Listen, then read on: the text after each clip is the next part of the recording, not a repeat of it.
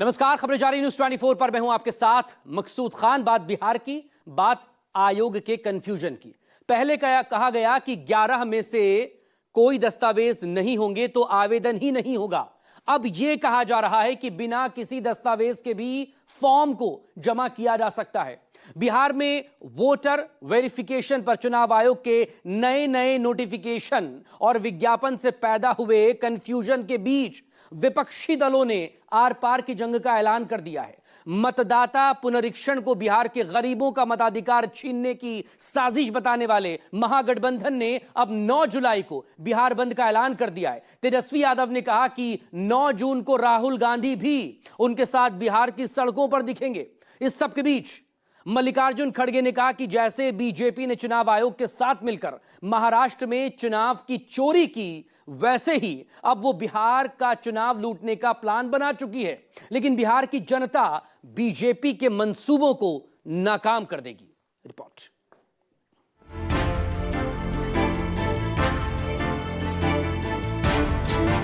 इनके खुद के ही ऐड में कंफ्यूजन है। 9 तारीख को देखिए, राहुल गांधी जी और हम दोनों मिल करके जो है चक्का जाम हम लोग करेंगे। मतदाता को जब दिक्कत नहीं हो रहा है तो इस तरह का बंद का आह्वान या विरोध करना हमें लगता है कि उचित नहीं।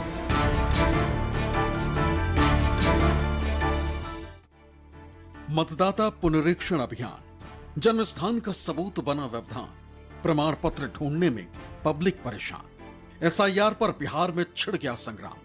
9 जुलाई को बिहार में चक्का जाम का ऐलान। 9 तारीख को देखिए, राहुल गांधी जी और हम दोनों मिल करके जो है चक्का जाम हम लोग करेंगे। जिस प्रकार से बिहार के गरीबों का अधिकार मत छीनने का प्रयास किया जा रहा है।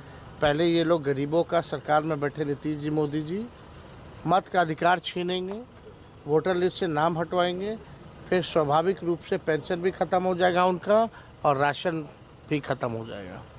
तो उनके अधिकार के लिए हम लोग चक्का जाम करेंगे और साथ ही साथ ट्रेड यूनियन का हम लोग पुरजोर समर्थन भी करेंगे। पूरा मजबूती से पूरे बिहार में वीआईपी पार्टी के तरफ से जितने भी कार्यकर्ता है, नेतागण है, अपने अपने जिला में चक्का जाम करेंगे। खास करके जो बिहार के जनता के साथ जो नाइंसाफी हो रहा है, चुनाव के समय में हमसे पूछा जा रहा है कि आप इस राज्य के नागरिक हो कि ना हो।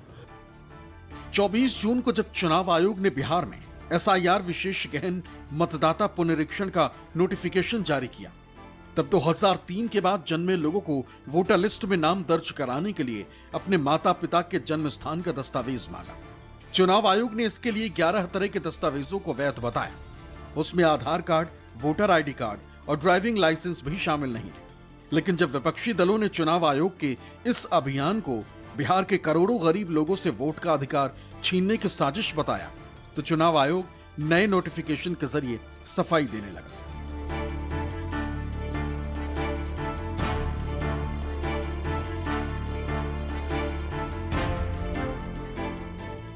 8 जुलाई को इलेक्शन कमीशन गए थे, वहां अपनी बात को हम लोगों ने रखा और मजबूती के साथ जो है, जो भी शंकाएं थी, सवाल था, इलेक्शन कमीशन के जो बिहार के जो हेड है उनके सामने हम लोगों ने रखा। लेकिन चिंता इस बात की है कि कोई सवाल का कॉन्क्रीट जो जवाब आना चाहिए, स्पष्टीकरण जो आना चाहिए, क्लैरिटी जो होना चाहिए, वो हम लोगों को अब तक नहीं मिला है। हमारा डेलीगेशन दिल्ली में भी गया, इलेक्शन कमीशन, बिहार में भी, पटना में भी हम लोग गए, लेकिन सवाल का जवाब हम लोगों को नहीं मिला।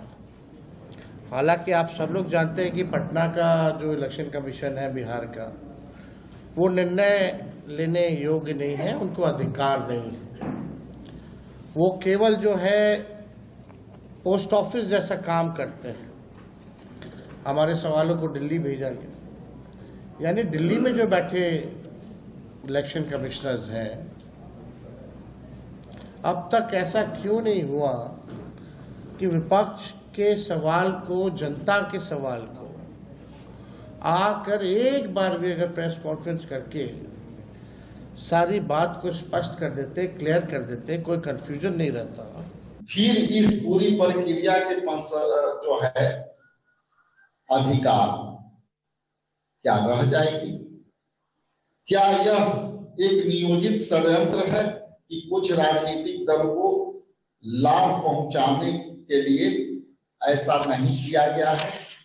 और यदि आप अगर अंतिम निर्णय ई आरोप के विवेक पर छोड़ा गया है तो क्या बहुत बड़ी संख्या में भाजपा और जेडीयू के सरकार के दबाव में वोटर लिस्ट में मनमानी नहीं होगी?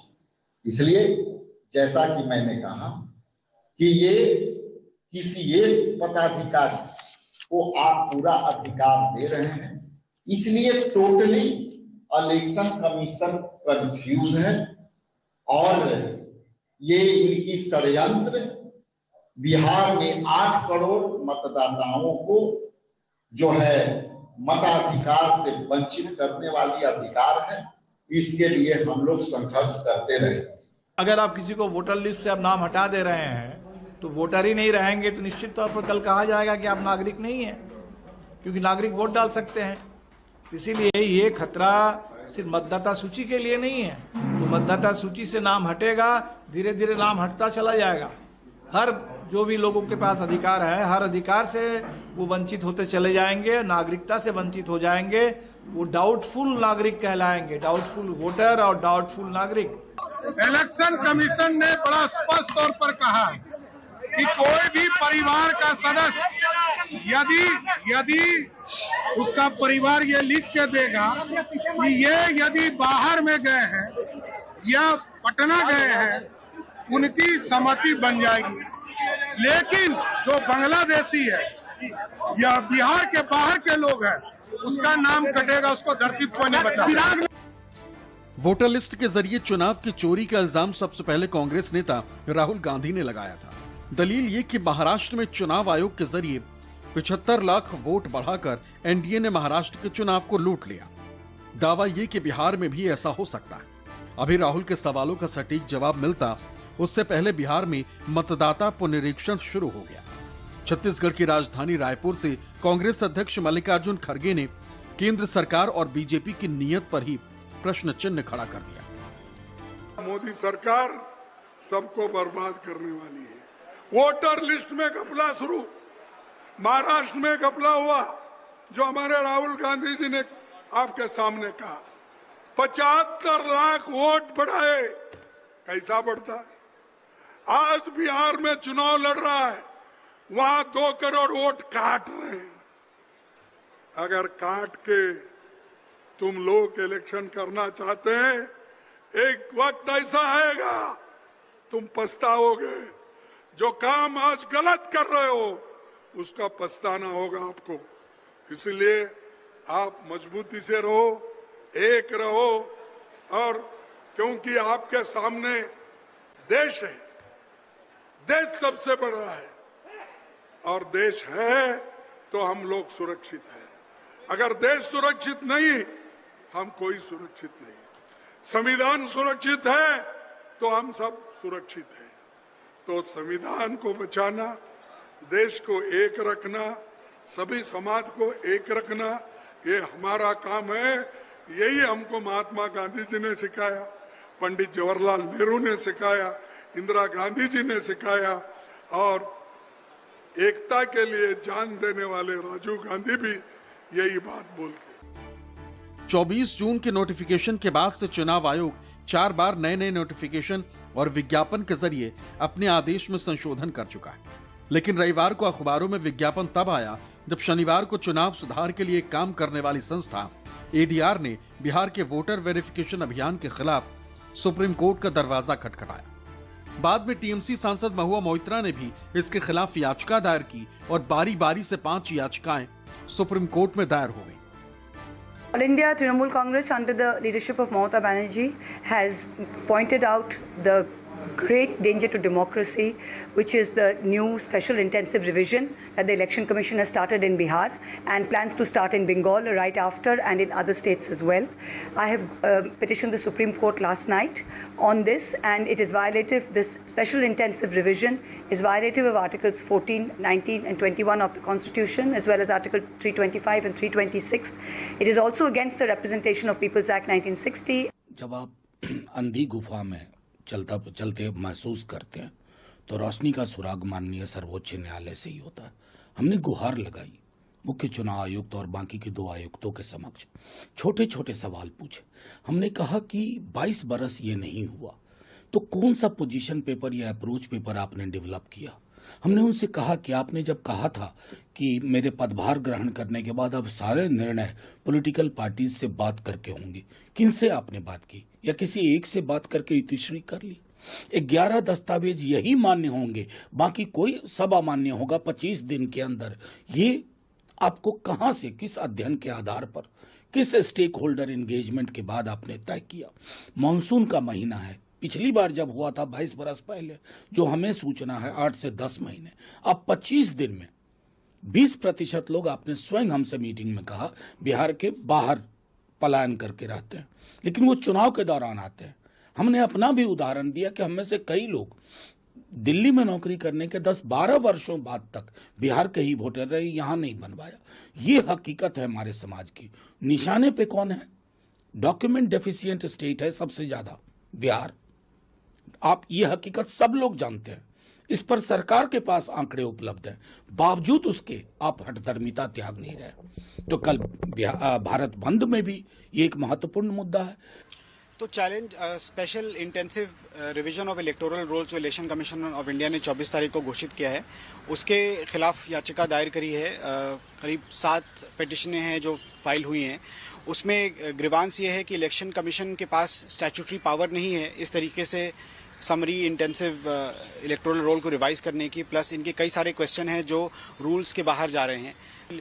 लाखों लोग जो हैं वो इस एक्सरसाइज में छूट सकते हैं, क्योंकि इतनी तेजी से ये एक्सरसाइज कर रहे हैं कि लोगों को वक्त भी नहीं है कि वो सही कागज अपने दिखा सकें। कि इलेक्शन कमीशन की पावर का इशू है कि भाई किस तरीके से वो अपनी पावर का इस्तेमाल कर रहे हैं। एक 1960 का रूल है जो बताता है कि किस तरीके से रिवीजन होना है, ये उसका ही पूरा प्रोसेस ही उलट के अपने सर पे रख दे रहे हैं उसको। आज सुप्रीम कोर्ट में इसको मेंशन करा गया, तो कोर्ट ने जो है थर्सडे की डेट दी है 10 तारीख की, तो तब इस पे सुनवाई होगी। अपनी आपत्तियों के साथ विपक्षी दलों का प्रतिनिधिमंडल दिल्ली से पटना तक चुनाव आयोग में हाजिरी दे चुका है। चुनाव आयोग ने विपक्षी प्रतिनिधिमंडल की बातें भी सुनी, लेकिन ना तो किसी सवाल का ठोस जवाब दिया, ना ही भविष्य में सुधार का कोई आश्वासन। दिल्ली में तो चुनाव आयोग ने इंडिया गठबंधन के प्रतिनिधिमंडल की आपत्तियों को भी बेबुनियाद बताया। दलील ये कि ये नया चुनाव आयोग है, लेकिन जिस नए चुनाव आयोग से मिलने में विपक्षी प्रतिनिधिमंडल के पसीने छूट गए, उसी नए चुनाव आयोग से मिलने में असदुद्दीन ओवैसी को कोई कठिनाई नहीं हुई। AIMIM के अध्यक्ष और हैदराबाद सांसद ने बिना किसी अवरोध के चुनाव आयोग से मुलाकात कर ली। हमारी पार्टी में भी हम बैठ के बात करेंगे और इस पर क्या फैसला लेंगे, मगर हमारा एक ही है कि आप इतने कम टाइम में एक्सरसाइज कैसे कर पाएंगे। बहुत टाइम कम है। SIR में भाई जो लोग जो अपना एड्रेस चेंज कर लिए,